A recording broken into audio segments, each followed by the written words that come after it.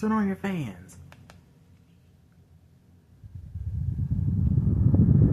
Today I'm going to show you why ceiling fans with remotes is a stupid idea.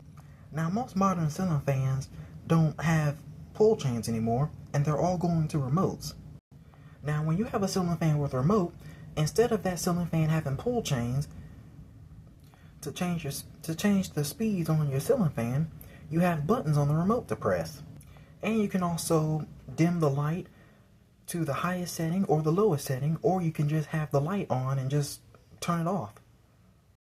But when you have an older fan like this that is known for the receiver to fail, and when that receiver fails, you have to take the whole fan down to get to the receiver to replace.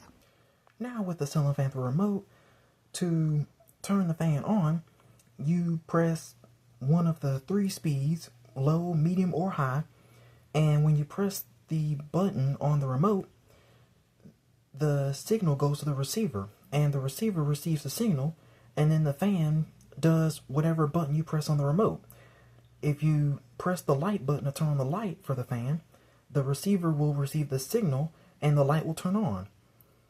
And when you turn the light off, the receiver will get the signal and the light will turn off. Same thing with the fan. When you turn the fan on, whether it's low, medium, or high, the receiver receives the signal and the fan turns on. But when you press the button on the remote and the receiver doesn't get the signal, that means that the receiver is failing and you're going to have to get it replaced. Now, depending on if you have an older fan with a remote or a newer fan with a remote, finding a receiver could be hard. And if you lose the remote to your fan, you're basically screwed. And the fan will be stuck on whatever speed you left it on. And it could also be stuck with the light on or off. Depends on if you have the light on and off or not. That's why I like fans with pull chains. Like this. I know that the pull chains are going to last a long time. Definitely a lot longer than the remotes, the pull chainless fans.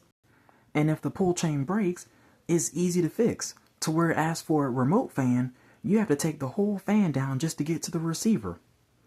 And if you lose the remote, good luck trying to find a replacement one, depending on if you have an older fan or a newer fan with the remote.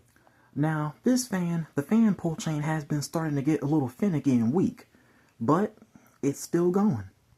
And it's the original pull chain that came with this fan.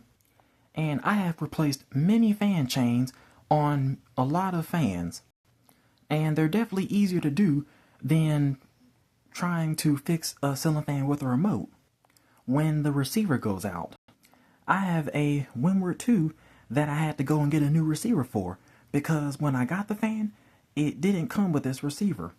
So trying to find a receiver for that fan was a little harder than I thought, and it definitely took a little bit of time. Finding replacement pull chains for ceiling fans is really easy, and they're really not that expensive. To whereas for remote fans, trying to find a receiver or a replacement remote, that's a different story. So if you don't want to miss a new video on my channel, remember to ring that bell.